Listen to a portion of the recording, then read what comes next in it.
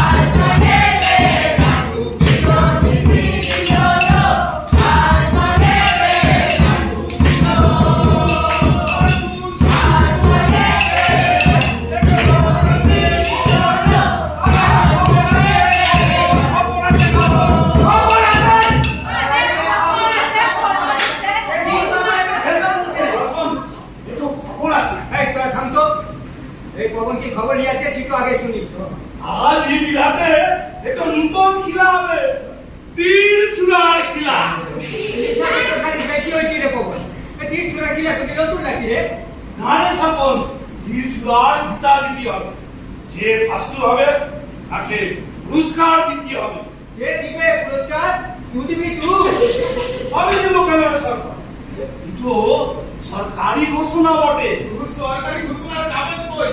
তুমি সরকারি লুক করিস নাকি? তুই আমাদের কথায় কথা দিচ্ছিস কেন রে হেমন্ত? এই সারিন্দার আদিবাসীদের সঙ্গে তোর কোনো সম্পর্ক নাই, তুই কেন এসেছিস? সরপঞ্চ বুঝবে, তুমি এসে জবন করবে না। হ্যাঁ হ্যাঁ সেটা আমি বুঝবো। সরকারি ঘোষণা হলে তো আপনি তো আমার কাছে খবর আসতো নাকি রে? আরে শুন না সরপঞ্চ, আজ আমি সারিন্দার ব্লক অফিসে গিয়েছিলাম ইন্দাবাইতে। ভিডিও সাহেব আমাকে ডেকে বললে তোদের গ্রামে একটা তীর ছুড়ার প্রতিযোগিতা হবে, যে জিতবে তাকে একটা শুয়োর দেওয়া হবে, তোরা মেরে মাংস খেতে পারবি। ভিডিও সাহেব দিবে 500 টাকা, আর ইট ভাটার মালিক হরিবংশী লালা দিবে 300 টাকা, আর এই জঙ্গলের পত্র গোল ট্যাক্স লাইট ও দিবে 400 টাকা। বাবুরা সব আসবে, আর আদিবাসী ফান্ড থেকে আসবে 2000 টাকা। একটু জবর খবর নিয়েছিস তো খবর? তবে সরপঞ্চ এই খেলায় যাই জিতু, শুয়োরের মাংস কিন্তু সবার মধ্যে সমান মানে ভাগ আরে থাম তো, এর মধ্যে কোনো একটা চক্কর আছে। আচ্ছা সরপঞ্চ, সুবাই মাগনা টাকা দিতে চাইছে কেন? খিলা করার আগে কিন্তু ভেবে দিতে হবে। তো কুকুর বলছিস নাকি? সব কিছু দেখ গন্ধ সুচিস। এই রকম মুখ সামলে কথা বল। যেই শুনেছে একটা আস্ত শুয়োর পাওয়া যাবে, অমনি কথা দিলাম বলছে না। সরকারি যুক্তিকে আমরা বিশ্বাস করি না। ও তা বিশ্বাস করবি কেন? ডাইনি টাকা আমাকে ডাইনি বলবি না, তোর জিভটা নিয়ে একটা টেনে ছিঁড়ে দেবো। তা তো নিবি ডাইনি মাগি টাকার। বাবলু সোরেনকে তুই খেয়েছিস, গায়ের লোক জানে না ভেবেছিস? এই সরপঞ্চ, তুই কিছু বল, তুই তো সব জানিস। ওই খারাপি বাবলু সোরেন যেটা বেলায় আমার টুনেলে ঠুক ঠুক করতো, আমার সঙ্গে তুতে চাইতো। দেখছি একদিন ঠেলে পাথরে ফেলে ও সামলাতে না পেরে পাথরে গিয়ে মুখ থুবড়ে পড়ে গেছে, আর এখন আমার নামে বাঁচাইছিস আমি নাকি জানি? তাই বটে, ওই বাবলু সোরেনের চরিত্রে তুই মেরেছিল সেটা ঠিক কথা, কিন্তু তুই আমাকে মেরেছিস সেটাও ঠিক কথা। কিন্তু বাবলু সাহেব তো মরেই গেছে, তোর বিচারটা বাকি রয়েছে। আর নিচে আমাদের সরপঞ্চ নাই বলি নরম বরাবর ফুলমনির বিচারটা বড় জোর ফেলছে। না রে না, অজয়ের কথা বলা ফুলমণি যে ডাইনি বটে সেটা কবনের কথা বলতে হবে না। কবন হইল বাবলু সরের নিজের ভাই, ও আপন খুলে জোর টানতে নিজেই কথাটা লগাইতে পারে। গায়ের পাঁচজন যেটা বলবে সেটা শুনে বিচারতে হবে। গায়ে পাঁচজন মিলে বললেই তো হবে না। তুই ডাইনি বিশ্বাস করাটা একটু তুই সংস্কার বটে।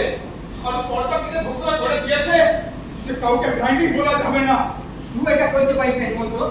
আদিবাসী সমাজের একটা নিজস্ব নিয়ম আছে, গায়ে অমঙ্গল অশান্তি হলে গায়ে ওঝা গুনি যেটা বলবে সেটাকেই মেনে চলতে হবে। বারে সরপঞ্চ বাহ, এই পবন সুরেনের কথা হলো আমাদের গায়ে উঠা। ও তো আমাকে ডাইনি বলবে। নিজের স্বার্থ দেখে যাকে তাকে ডাইনি বললে তোরা তাকে আগুনে পুড়াই মারবি রে। ডাইনি হলে মূর্তি হবে।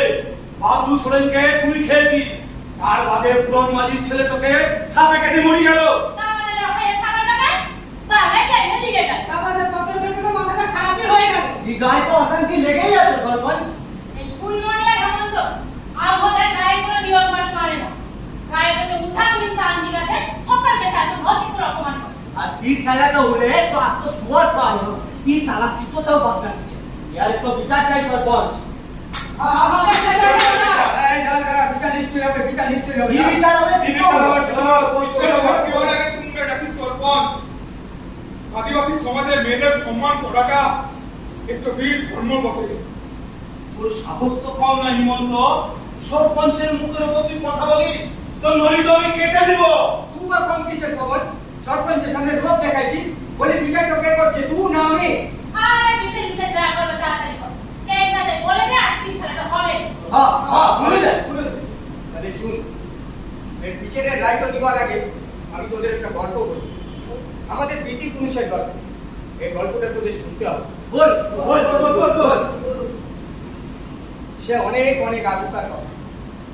সমাজে বাস করতে এক ভূমি, তার ছিল অবাক করা অনেক চিন্তা। সেই চিন্তা ছেড়ে সে মরা মানুষ বাঁচিয়ে নিত। তাহলে ভূমি নেওয়ার ভক্তকে জুটলো। উনি বুঝেছিল তার আয়ু তো বেশি দিন লয়। তার ভক্তদের দেখে একদিন বললো, আমি তোদের দীক্ষণ দিব। কিন্তু আমার মনে ইচ্ছে যে সব কিছু শিখাবার আগে আমার মৃত্যুতে হবে। তাই তোদের দুটো কথা বলি, মন দিয়ে শোন। আমি মরে গেলে আমার দেবতাকে দাহ করিস তোরা, কিন্তু খুব সাবধান। এক সময় ওই চিতার ভিতর থেকে একটা আগুনের গোলা বার হইবে। তাই থেকে ভয় না পেয়ে ওই আগুনের গোলাটাকে গ্রহণ করিস তোরা। এই পেয়ে যাবি আমার সমস্ত মন্ত্র শক্তি আর অনেক চিন্তা। তারপর দিন উনি সামনে থেকে মারা গেল। খুনিদের দেহ তো শ্মশানে গিয়ে চিতা সাজিয়ে শোয়ানো। কিছুক্ষণ পর চিতার ভিতর থেকে একটা আগুনের গোলা ওই শূন্যে উঠে গেল। ভক্তরা সব পালিয়ে গেল। মাটির কিছু আদিবাসী মেয়েরা কাঠ তুলেছিল। ওদের সামনে আগুনের গোলাটা করতে ওরা গোবর লেপা ঝুলতে দিয়ে এই খপাক করে চেপে ধরলো।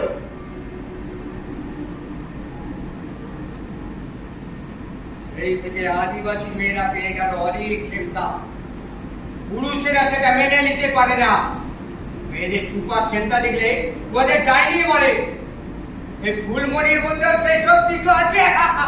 আকাল বাঁচার সরপঞ্চ, বিচারের মতো বিচার কর, তাহলে পাঁচ গায়ে মাঝি গাঁথা ডাক দিব। বিচারের গায়ে না শুনে তুই হয়তো তরকারি ছেড়ে আজকাল কাউকে ডাইনি বলে হত্যা করা যাবে না। বড়জোর গ্রাম থেকে তাড়িয়ে নিতে পারি, কিন্তু কারো জীবন নেওয়া যাবে না। তাই আমার বিচারটা হলো, আজ রাতে ফুলমণি আর হিমন্ত এই সারেন্ডা ছেড়ে চলে যাবে। কোনো বাধা দেওয়া যাবে না। আর ওরা নিজেদের বাধান নিজেরাই করে নেবে। তাই যাদের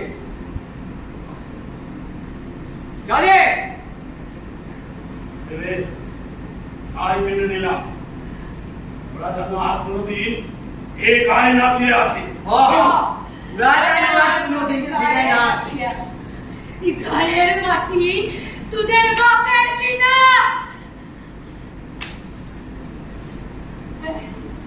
আজই গাছকে তুই আমাকে টানাইছিস।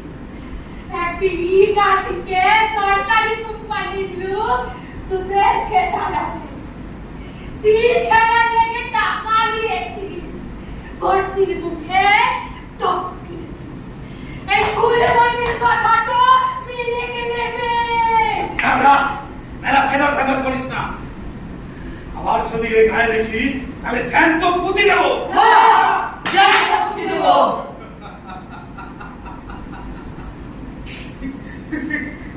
চল বুলবুলি কে কাকে পুতে সিটো খায় যাবে আহা দিখা যাবে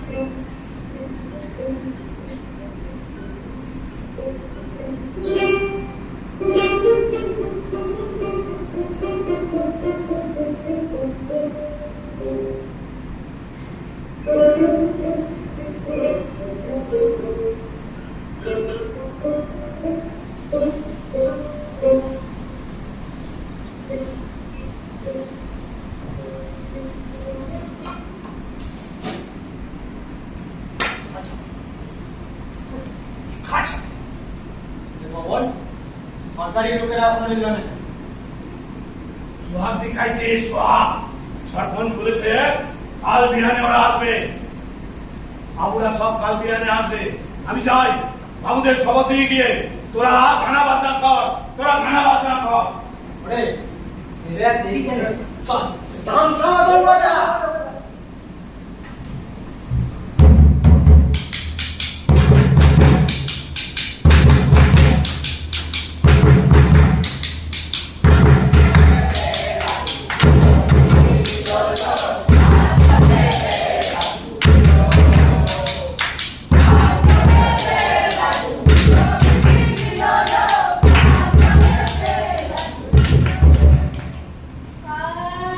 কালে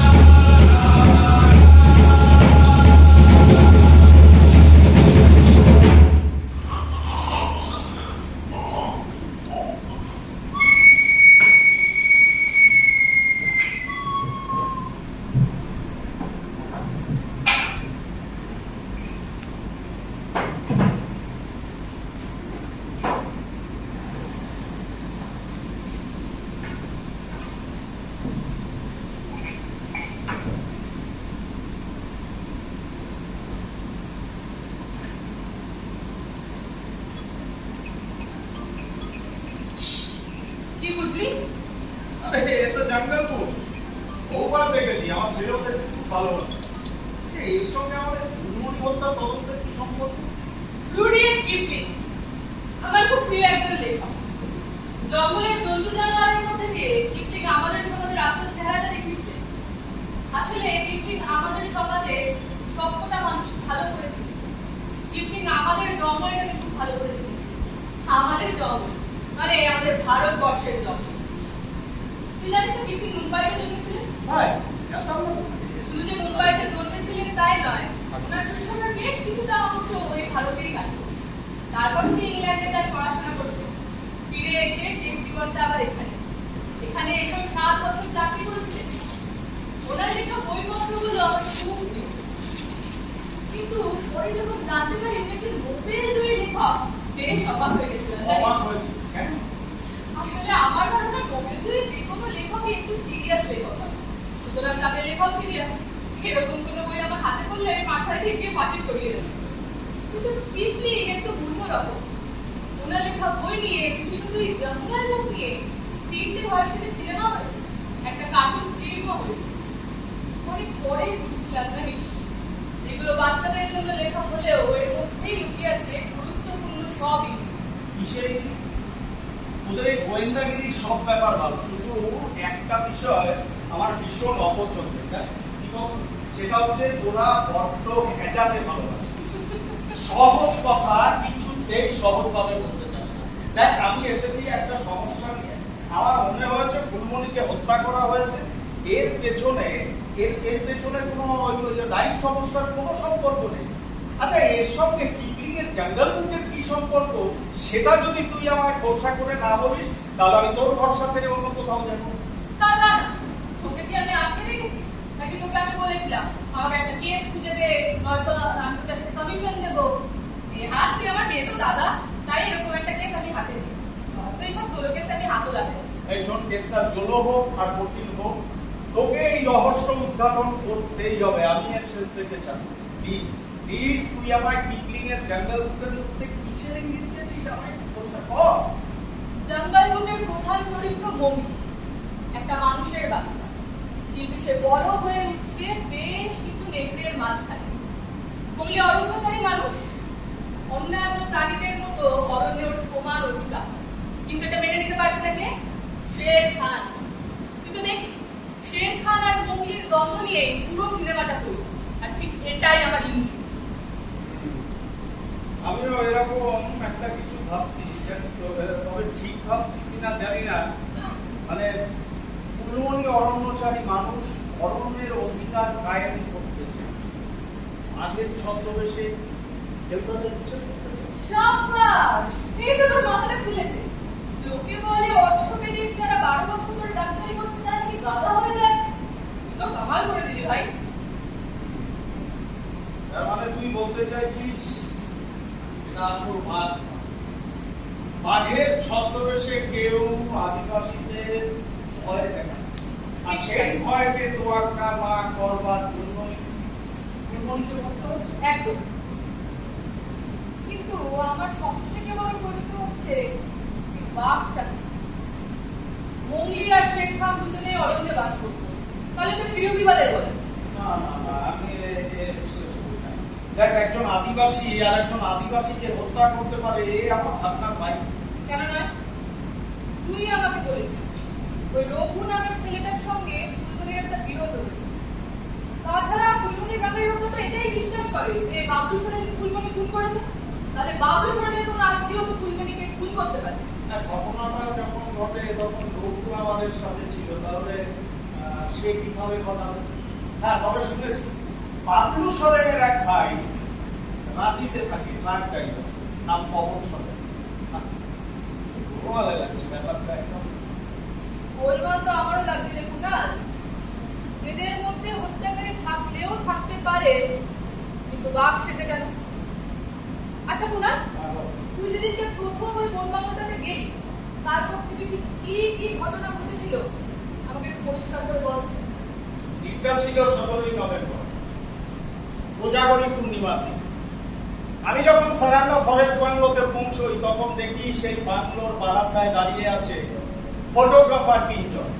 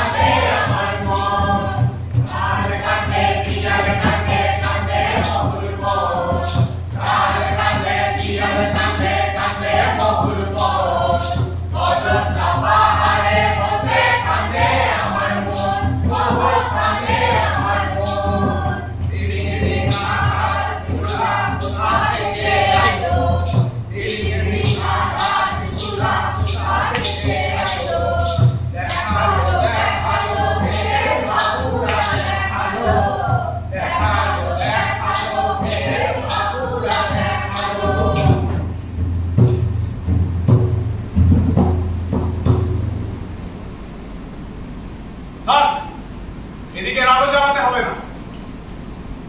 তোমার অর্ধেকের কাম হয়ে গেল, এই সূর্যটা ডুবলে আলোটা জ্বালাই দেবো। এত সুন্দর মায়াবী চাঁদের আলো তুমি শেষে বাতি জ্বালিয়ে নষ্ট করে দেবে রঘু। চাঁদের আলো যে সুন্দর তা কি করে বুঝবি বাবু? এই নিজের চোখে তো জানতে দিচ্ছা, খালি ওই যন্ত্রটাতে চোখ লাগাই বুঝতে আছো না। এই যন্ত্রটি দিয়ে আমি ছবি তুলবো, আলো হচ্ছে। এটি হচ্ছে ছবি তোলার যন্ত্র, কিছু বুঝলে রঘু? একটি ছবি মানে একটি সময়ের দলিল। আজকের ছবি ভবিষ্যতের ইতিহাস। রঘু রঘু বলছি, আজকে রাত্রিরে খাবারের কি ব্যবস্থা করেছো তুমি? এই খাবারের কথা তো তুই কিছু ভুলিস নাই বাবু। সে কি মিস্টার সামন্ত তো বললো যে এখানে ওই বনমোরগের কষা মাংস আর বহুয়া পাওয়া যায়। আমি তো সে ব্যবস্থা আছে জেনেই এই বাংলায় এসেছি। ও পাওয়া যায়, কিন্তু মুরগের মাংস খেতে হলে সে দুপুর বেলা করতে হবে। তোমার অশান্তি যেতে হবে, কাপাস করি। না না না, আমি ওইসব কিছু শুনতে চাই না। আচ্ছা এরা 50 টাকা তোমার বলছি, তুমি যেখান থেকে ওর ব্যবস্থা করো। 1000 টাকা দিলেও তুমি যেতে পারবো না বাবু। রেতের বেলা শাল গুনে বন মোড়ক ধরা ও তো সোজা কাজ নয়। তাহলে আমি সারা রাত পোষ করে থাকবো না। তুমি কি করে বলবো বাবু? রেতের খাবার দুপুর বেলায় না বুঝলে তুমি জোগাড় করতে পারবো না। যত সবল নয়, খুন করে দিলে ঘরে খাবার দিন যাবে। সারাটা জঙ্গল ঢুকে শাল গুনের জঙ্গল, এখানে সূর্য তো ডুবলে নেমে আসে মাঝরাত। আর সেই রাতের বুক চিরে আগুনের ভাটার মতন চোখ নিয়ে বেরিয়ে আসে হলুদ চুড়ে কাটা বাঘ। বাঘ? সত্যি বাঘ আসে নাকি? হ্যাঁ, আমার মতো কথা জুগাইছিস বাবু। বাঘ আছে নাকি? ওখানে ছেলে তোকে বাঘে টেনে নিয়ে গেছে। এই দুদিন হলো। বলছো রঘু? এরকম জানলে তো সাথে একটা বন্দুক টন্দুক কিছু আনতাম। এই দেখ বাবু, এটা একটা টাঙ্গি বটে। বাঘের সাথে লড়াই করবো বলে ধুয়ে রেখেছি। ওর আমাদের এখানে ভাই জেগে বসে আছে, বাঘের সাথে লড়াই করবে বলে। বাবু আর দেরি করিস না, ওর কাছে মুড়ি আছে, মুড়ি জল খেয়ে শুয়ে পড়, যা। পাগল হয়েছে? আজ আমি ঘুমাবো। এই ক্যামেরাটা নিয়ে বাংলোর বাইরে ওই যে জঙ্গল, ওই জঙ্গলের দিকটায় যাবো। মায়াবী চাঁদের আলোতে যদি একটা স্ন্যাপ পেয়ে যাই, জীবন সার্থক। তুমি কল্পনা করতে পারছো রঘু, বাঘের ওই সিল্কি লোমে চাঁদের আলোটা কেমন পিছলে পড়বে? একটা ইয়ো এক্সপ্লোশন হবে।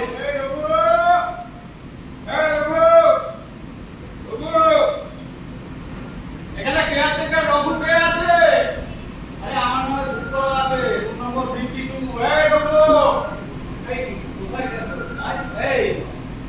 কাদের নিয়ে কতক্ষণ দাঁড়িয়ে থাকি নিচে না দাঁড়িয়ে রাখ এই তো তুই কেন তুই তো হেরে গলায় ছিলাইছিস কেন রে বাবু? ডাক্তার বাবু? হ্যাঁ, আমি ডক্টর কুনাল মন্ডল। এত সুন্দর একটা মন বাংলো, রাস্তায় কোনো লাইট লাগানো এই তুই কেমন ডাক্তার বলছিস বা? না বলছিস নাকি? দেখতে পাস না? ও গেটের বাইরে দুধারে গাছে দুখানা আলো ঝুলানো আছে। ও মেলা মেলা কত ঢাকা পড়ে গেছে। ঠিক আছে বাবা, এই মালপত্রগুলো ঘরে রাখতে হবে, ওকে দেখিয়ে দে। যা, দিয়ে দে তাড়াতাড়ি কথাবার্তাই কর। যা।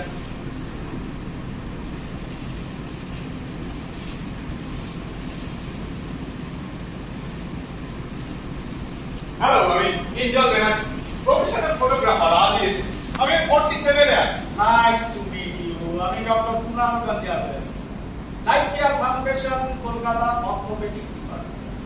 তার সময় না আমার ওই ফটোগ্রাফি নেশা ছিল, তবে আপনার মতো প্রফেশনাল ফটোগ্রাফি নয়, শখের ছবি তোলা আর বলবেন না। আজকাল সকাল থেকে সন্ধ্যে পর্যন্ত না এক্সরে প্লেট দেখতে দেখতে ছবি দেখার চোখটাই নষ্ট হয়ে যায়। আর বলুন, আসলে আমি না একটু ওই জঙ্গলের দিকটায় যাবো। আপনি তো সাংঘাতিক লোকমশাই এই রাতের বেলা জঙ্গলে। হ্যাঁ, মানে এই মুনলাইটে যদি একটা ওয়াইল্ড এনিম্যাল পেয়ে যায়, ও কারেজিয়াস, আপনার সঙ্গে আমার জমে যাবে। হ্যাঁ, কারণ আমি আপনার সঙ্গে যাব, আমি একটু ফ্রেশ হয়ে যাচ্ছি। হ্যাঁ, হ্যাঁ। ভালো কথা। বলছিলাম যে আপনার ডিনার হয়ে গেছে। ডিনার হয়নি। আসলে রাত্রির খাবার দুপুরে এদেরকে আগে থেকেই বলে রাখতে হয়। আমি এই বিষয়টি জানতাম। ডোন্ট ওয়ারি মিস্টার মিঞ্জর, আমার সাথে পর্যাপ্ত পরিমাণ খাবার আছে, শুধু একটু গরম করে নিতে পারলে না জমে যাবে। রোস্টেড চিলি পর্ক সাথে ম্যাকালান 25 ইয়ার কস্ট। আপনার চলবে? চলবে মানে? এ তো দৌড়াবে। এটা যাতে জল লাগে বলে। এই দাদা হলো বাবু হ্যাঁ, বাবু কি হলো? বলছি যে আর কোনো কাম কাজ আছে বাবু? তাহলে এখানে আমি ঘর যাবো। না না দাদা, আমার কোনো কাম কাজ নেই। তোর যে কাজটা ছিল তুই মাত্র করে দিয়েছিস। যা এবার তোর কত 200 টাকা দেন। 200 টাকা? এই সামান্য কাজের জন্য 200 টাকা? এই জঙ্গলে আসা হাফ কিলোমিটার আগে আমার গাড়িটা দিতে পায়ে হেঁটে এলাম 10 মিনিটের পথে, এর জন্য 200 টাকা? আর মুখ পেলি না বাবু? বাকি তো একটু ডান মুটে। এই রঘু, মুখ সামলে কথা বল। তোর বনাম মুড়িতে আমি একবারে টেনে ছিঁড়ে দেবো। তুই আমাকে ডাক বলছিস, তুই একটা পিছে যা তোর লোকে লুটে মুটে খাস। দেখলে তো বাবু, আমি তো কেমন গান মুটে। তোর গলা নালে চিনে গাবে বলছে। আরে সে তো কথার কথা বলেছে। ও কি সত্যি মনে মেরে ফেলেছে নাকি? হ্যাঁ, আরে তুই যে ওকে টাইম বলে মিথ্যে অপবাদ দিস, তারপরে কি? হ্যাঁ, হ্যাঁ। ও সাবকা মুড়া বলি না বাবু, পুরা সাঁওতাল কোটি। ওদের পাশের গায়ে জান মুড়ু আছে, সিমুল ডাকা জিতেন মুড়ু। ওদের বলেছে ওদের গায়ে তো টান আছে, এতে সব লুকিয়ে উঠাবে। এই ফুলমণি বাবু সেনকে দেখছি। আমি কি রাক্ষসী বটে যে মানুষ খাবো? ওই হারামি বাবু ছড়ে লেজের তলায় আমার মুখেতে চুপ করতো। বলতো এই সারেন্ডার সাঁওতালগুলা তোকে ডাইনি বললে মেরে ফেলবে, আমি তোকে বাঁচাবো। আমার ঘরে বড় ছেলে দেবু আমার সঙ্গে শুতে চাইতো। দেখছি একদিন খেলে পাকড়ে ফেলে। এই সর্বনাশ, তুই নিজের হাতে ভুল করেছিস? হ্যাঁ, কি করবো বাবু? দায়িত্ব লই যে রক্ত চুষে খাবো। এই সাঁওতালগুলা সাঁওতাল মাগিদের টাইম বলে ওদের সুবিধা নেয়। আমি সিদ্ধি নয়, ওদের মুখে মুদ্রা দিয়ে সারান্না ছেড়ে কাপাস করিতে ঘুরে বেড়ে। আর বেশি বসতে পারছি না, আমার টাকাটা দেন, আমি ঘর যাবো। না না দেখ, সব ঠিক আছে, কিন্তু এই সামান্য কাজের জন্য 200 টাকা ডিমান্ড করা কিন্তু এক ধরনের লক্ষ্য করা।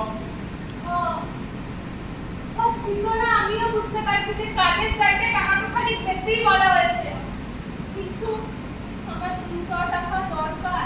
আর কি কি কাম কাজ করতে হবে বলেন, আমি সব করে দেবো, কিন্তু আমার 200 টাকাই চাই। কেন ফুলমণি, তোমার 200 টাকাই কেন চাই? আমার ননদ রোগে ভুগছে, ঘরে পড়ে রয়েছে, হাঁপানি হয়েছে, ওষুধ তুলে নিয়েছে, ওষুধ কিনতে 200 টাকা লাগবে। ওষুধ না কিনতে পারলে ও মরে যাবে। ঠিক আছে ঠিক আছে, এই 200 টাকা না, 200 টাকা নিয়ে বাড়ি যা, কাল সকালে আমি তোর সঙ্গে একবার তো বাড়িতে গিয়ে মরদকে দেখে আসবো। ভিডিও ডাক্তার বাবু, তোমার ওই মরদের চিকিৎসা ঠিক মতো হচ্ছে কিনা তা তুমি দেখে নেবে। আমার মরদ তো একটা আর্টিস্ট বটে, এই বড় বড় বাবুদের ঘরের দেওয়ালে মূর্তি করে, লিখতে বলে মুরাদ। একবার কলকাতা গিয়েছিল ওই বড় বড় বাবুদের ঘরের দেওয়ালে মূর্তি করতে আর পূজার কাজ করতে। তোমার সঙ্গে মুরাদানি ফ্যান্টাস্টিক। এই ওর যত্ন করো, কিন্তু ওকে সুস্থ করে তুলতে হবে। এই সাঁওতালগুলো যখন আমাকে টাইম বলে তাড়িয়ে দিলে, যখন ও আমাকে নিয়ে ঘর বাঁধলো কাপাসতলিতে, রঘু বলছিল ওই কাপাসতলিতে নাকি খুব ভালো ওই মহুয়ার রস পাওয়া যায়। কুয়া যায় তো কুয়া যায়, আমি কাল সকালে তোমাদের জন্য এনে দেবো। ঠিক আছে, তুই কালকে সকালে আসিস তো, আমি তোর সঙ্গে তোর বাড়িতে যাবো, তোর নরদকে একবার ভালো করে দেখে আসবো। ঠিক আছে, যা তুই বাড়ি যা। বাড়ি যাবি কি করে? আমাদের কাছে দিন রাত 24 মান, ওই জঙ্গলের রাস্তা ধরে সোজা হেঁটে যাব, ভূতেও আমাদেরকে ছুবে না। তোমার বাঘের ভয় নেই ফুলমণি?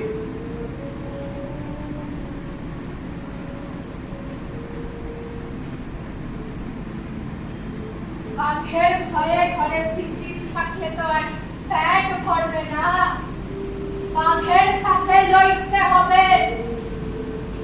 আপনারা জিতোকে বাঘ বলে ভয় পাচ্ছেন, জিতো আসলে হলুদ নকশার কারে সাজি। এই ফুলমণির সাথে তামাশাবাজি চলে না।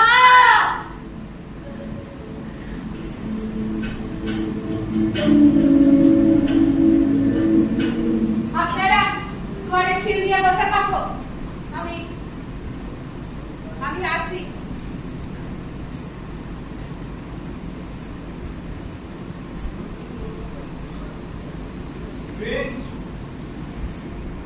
আমাদেরকে বাঘের ভয়ে ঘরে খিল দিয়ে রাখতে বললো, আর নিজে জঙ্গলের রাস্তায় একা বেরিয়ে গেল। সত্যি আমরা নির্বোধ। প্রকৃতির রাজ্যে অমোঘ নিয়ম, survival of the fittest. Phulmoni চ্যালেঞ্জটা নিয়েছে। আমি তো আর অপেক্ষা করতে পারছি না, আমাকে তুমি বেরোতে হবে। এই আপনি খাবেন বলুন। ওই খাওয়া দাওয়া যা আছে তার সঙ্গে নিয়ে চলুন, ওই নৈশ ভোজন বনভোজন একসাথেই হয়ে। ঠিক আছে, এইরকম। শুনলি না জঙ্গলে যেতে হবে, কি তরুণটা বাগিয়ে ধরে আমাদের সামনে সামনে চল। সামনে না, পেয়েছো? অতি সন্তোষ করে যাবে লোক। আমি চাই না মুনলাইটে ওর এই গীত ধনুকে চকচক করে। আমি ওর আজ থেকে না স্ন্যাপ নিতে চাই না। অবাক্তা, তাই চলো আজ রাতে ফটোগ্রাফার কিঞ্জলের কেরামতি দেখা যাক। কথায় বলে টাইগার মানে বাঘ, বাঘ মানে পোকা, ফ্লাওয়ার মানে ফুল, আর ফুল মানে পোকা। আজ রাতটায় আমাদের সুন্দর বোকামিতে পূর্ণ থাক।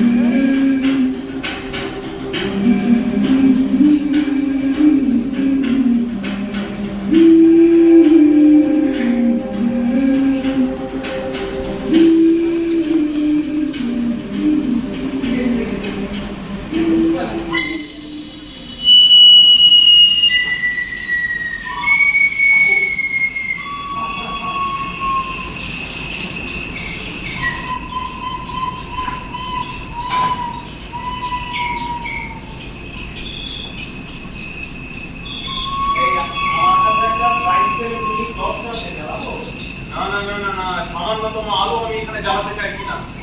আরো দেখবে বাঘা এই পথে আসবে না। তাহলে আপনি বাঘের উপস্থিতি কিভাবে বুঝবেন? ওটার কোনো উপায় নেই, আমাদেরকে অপেক্ষা করতে হবে।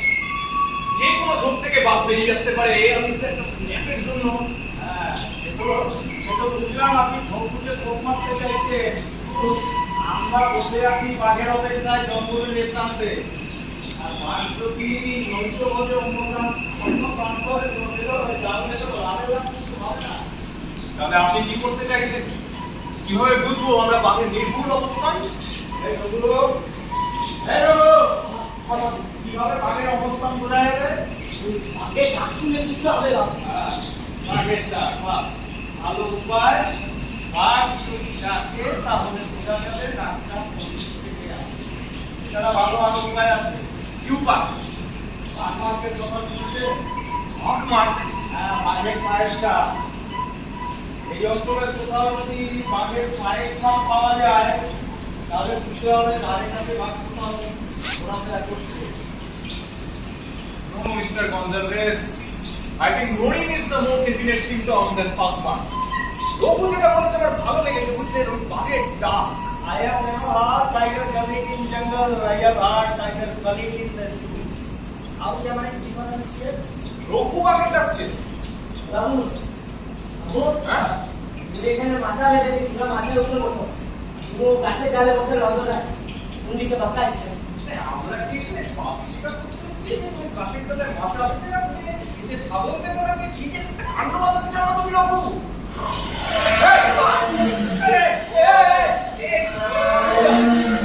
কিংবা শুনতে পাচ্ছেন? বাবু, তোমরা গাছে ওঠো। আমি গান শুনতে পাচ্ছি। সন্ধ্যাকে তো পাহাড় আছে, ইলা পাহাড়। তোমরা ওখানে উঠে বসো। দেখি বাঘ কোন দিকে আসছে। তোমার স্ন্যাপ এই, স্ন্যাপ করা হবে। এই, টিলার উপরে উঠুন। চলুন, চলুন, চলুন। আরে টিলার উপরে উঠুন। চলুন, চলুন। স্ন্যাপ নিচ্ছে। চলুন, চলুন।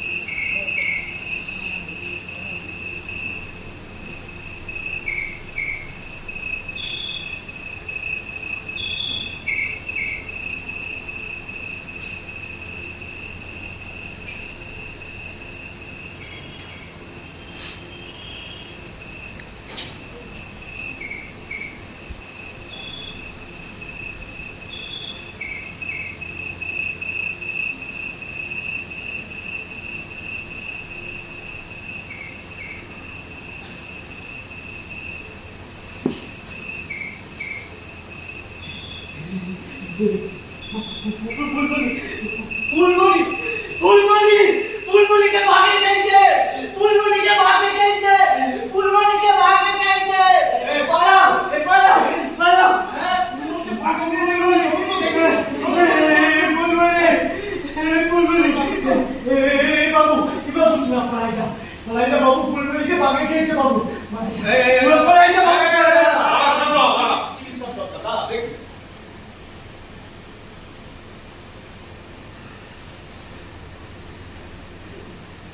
এই জল জল জল জল জল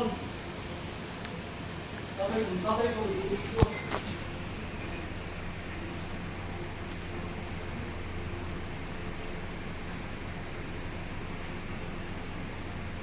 ফুলমণি ফুলমণি ফুলমণি ফুলমণি ফুলমণি ফুলমণি ফুলমণি তো সাড়া দিচ্ছে না।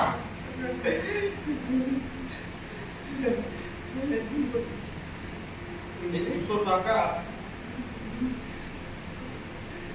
এই 200 টাকা ওর মরদের চিকিৎসার জন্য আমার কাছ থেকে নিয়েছিল। ওর মরদের হাতে পৌঁছে দিতে পারলাম না। এটা ছিল ফুলমণি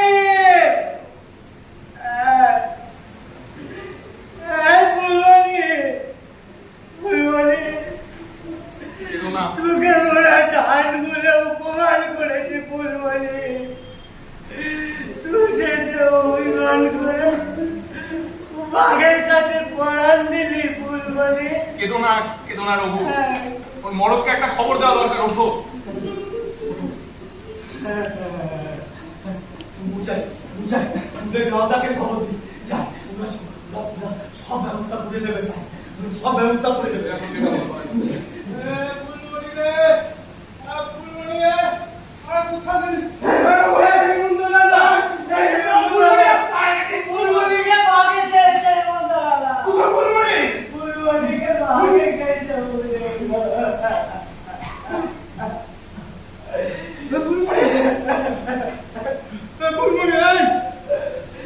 কোথাও বললে ফুলমণি কোথাও বল না মন্দরালা ফুলমণির মরণ সাবের বাদানের লোকেরা তোকে ডাইন বলে তাড়িয়ে দিয়েছিল। আজ তুই তাদেরকে বাঁচাবার লাইগা বাগান সবাই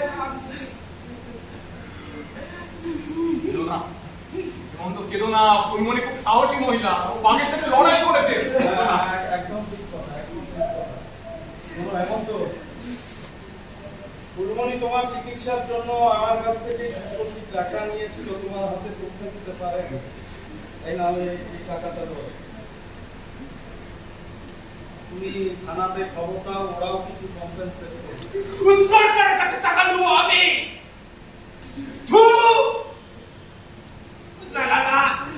সালারা জঙ্গলে বাঘের খিলানি খাইছে, তামাশা দিখানোর লেগে। আন্দোলে বাকি খেলা মানে তো একটা হলুদ নকশা। এই নকশা আজ পেয়েছিল আমার ফুলমণি। গোপনে প্রত্যেকের বাড়িতে গিয়ে বলতো, বাবু যে এটা বাঘ নয় গো, এটা ওই কুম্বাটের কাঠ সাজি। বেঞ্চ মিস্টার গঞ্জাবেস, এবার এদিকে আসুন তো। দেখুন, এই বাঘটা যখন ঝাম দিল তখন মোটামুটি একটা স্ন্যাপ তুলে নিয়েছিলাম। তাতে পরিষ্কার বাঘের সামনের পায়ের সাথে পিছনের পায়ের একটা বৈসাদৃশ্য লক্ষ্য করা যাচ্ছে না। আর দেখুন দেখুন দেখুন, বাঘটা যখন লাফ দিল তার আগে কেমন মানুষের মতো সোজা হয়ে দাঁড়িয়ে গেছে। দেখুন,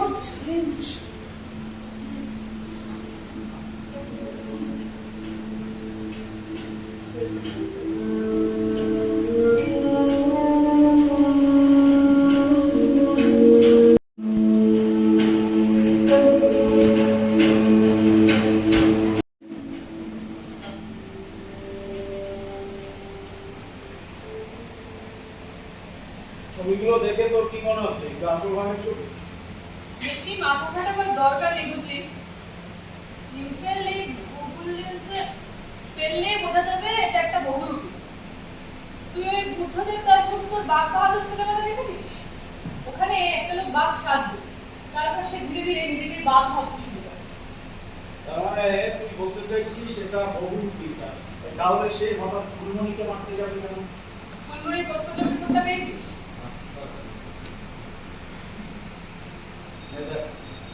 ফরেনসিক রিপোর্টে পরিষ্কার উল্লেখ আছে ফুলমণির দেহে যে আঘাতের চিহ্নগুলো আছে সেগুলো ধাতব ধারালো কোনো জিনিসের কারণেই হয়েছে। কেসটা তো তাহলে বাঘ বাহাদুর থেকে সমাজের বাঘ করতে ছড়িয়ে যাচ্ছে। এটা যে পরিকল্পিত হত্যার কেস সেটা নিশ্চয়ই তুই বুঝতে পারছিস। বুঝতে পারছি, কিন্তু মানে খুনের মোটিভটা না জানা গেলে কেসটা সলভ হবে না। এটা যদি অবসেশন ক্রাইম হয়ে থাকে তাহলে কেসটা আরো জটিল হবে। ভিকটিম আর ক্রিমিনালের মধ্যে একটা অ্যাফেয়ার্স থাকতে পারে। তা কি করে সম্ভব? ফুলমণি ওর স্বামীকে ভীষণ ভালোবাসতো, জানিস? ওর স্বামীর চিকিৎসার জন্য আমার কাছ থেকে 200 টাকা, মাত্র 200 টাকা দেওয়ার জন্য কি এত মিনতি করেছিল তুই জানিস? তবে তবে হেমন্ত সেদিন আমায় একটি গুরুত্বপূর্ণ কথা বলেছিল। কি বলেছিল? বলেছিল ফুলমণি নাকি গোপনে ডেরায় ডেরায় ঘরে ঘরে গিয়ে একটা কথাই বলতো, জঙ্গলে হলুদ নকশা পাতা হয়েছে। বাঘ নয়, কোম্পানি কারসাজি শুরু করেছে জঙ্গলে। এই হেমন্ত নামের লোকটাকে ইন্টারোগেট করা দরকার। না দেখো, ভীষণ অসুস্থ, পালমোনারি অ্যাজমা, আবার রোগ আছে। আচ্ছা ঠিক আছে, তুই যদি বলিস তাহলে আমি ওই কিঞ্জলকে ফোন করে দিচ্ছি, ওই এখানে আসবার সময় হেমন্তকে নিয়ে চলে আসবে। সেটাই বরং ভালো হবে। তুই কফি খাবি তো? হ্যাঁ কফি খাবো, আমি একটা ফোন করে দিচ্ছি। আমাদের ভারতীয় অস্ট্রিকদের বৈশিষ্ট্য তাদের ওই মাঝারি উচ্চতা আর গায়ের একটা কাজ, কৃষক চ্যাপ্টা নাক আর ওই লম্বাটে ধরনের মাথা। আর তারও আগে নিগ্রোয়েডদের সাথে যাদের বংশগত সম্পর্ক ছিল তাদের গায়ের রংটা হলো কুচকুচে কালো। আমাদের ভিকটিম ফুলমণির গায়ের রং কালো, কিন্তু হেমন্তর গায়ের রং এখন তার কষ্টই বলা যায়। তাই না? আমি তো ভেবে দেখতে হচ্ছে একটু অন্যদিকে ট্র্যাক নিতে পারে।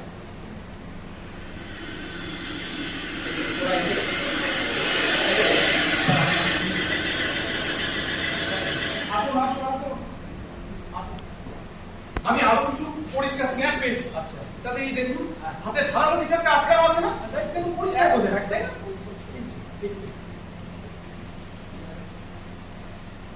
আপনি হেমন্ত বাবু? নমস্কার। আপনি তো আদিবাসী নন, তাহলে আদিবাসীদের সাথে প্রতারণা করলেন কেন? না না, আমি কোনো প্রতারণা করি নাই।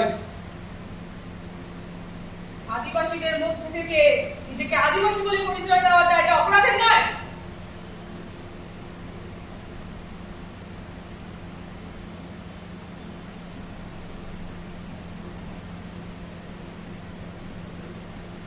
আমি জন্মগত আদিবাসী নই, আমি আদিবাসী বলেছি।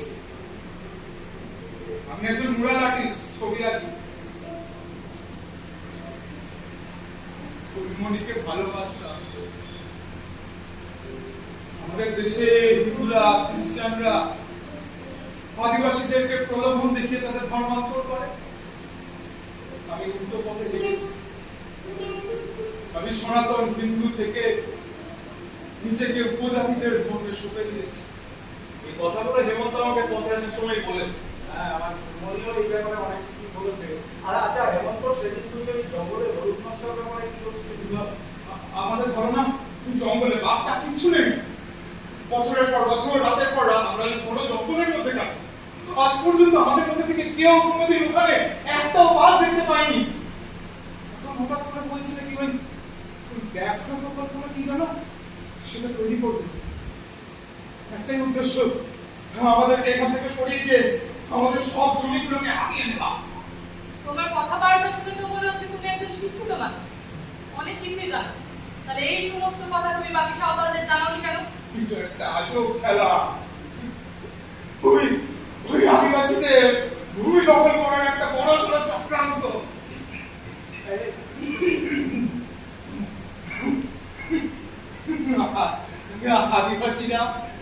আদিবাসীরা নিজেদের মধ্যে ডাইনি নিয়ে বিরোধ করে। অথচ যারা তাদেরকে দিয়ে ষড়যন্ত্র করছে তাদেরকে তো চিনতেই পারে না।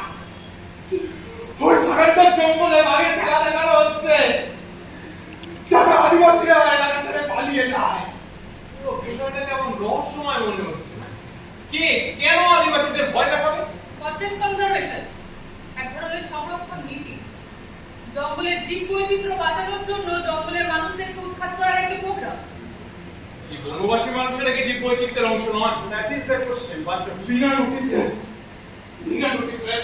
আদিবাসীদের ভূমি দখল করবার জন্য ওই ঘাতক মানুষের শরীরে এঁকে দেওয়া হচ্ছে বাঘের মতো হলুদ নকশা। তারপর বাঘের ভয়ে যখন আদিবাসীরা এলাকা ছেড়ে পালিয়ে যাচ্ছে, তখন সেই জায়গাগুলোকে দখল করে নিচ্ছে ওই মাইনিং কোম্পানি, আর সেখানে গড়ে তুলছে বড় বড় টুরিস্ট রিসর্ট। তোমরা কোনো সংগঠিত প্রতিবাদ করোনি, অসহায়ভাবে আত্মসমর্পণ করে গেছো। প্রতিবাদ করলে এই যে অত্যাচার থেমে যাবে সেটা আপনাকে কে বললো? তামিলনাড়ুর মধুবালায়, কর্ণাটকের নাগরহোল, ওড়িশার পদ্মদের যুদ্ধের কথা শুনেছেন? তারা প্রাণপণ লড়ছে, কিন্তু শুধু মরছে মরছে। ওই মরিদের সংখ্যা দিনে দিনে আরো বেড়ে যাচ্ছে। আচ্ছা এরা কোনো আইনি সহায়তা পাবে? আইন? আমাদের দেশে আইন হচ্ছে এদেরকে দমন করা, এদেরকে উৎখাত করা। আমাদের দেশের আইন এখন ব্রিটিশদের থেকেও সাংঘাতিক। আর আমাদের ভাগ্যের নিষ্ঠুর পরিহাসটা কি জানেন? এদের এই আদিবাসীদের মৃত্যু পরায়ণে যিনি স্বাক্ষর করবেন, আইনের শিল্প করতে দেবে, তিনি একজন আদিবাসী রমণী, আমাদের দেশের রাষ্ট্রপতি। এই সামান্য ধান হো কাটতে কাটাও ধান হো, এই সামান্য ধান হো কাটতে কাটাও ধান হো, এই সামান্য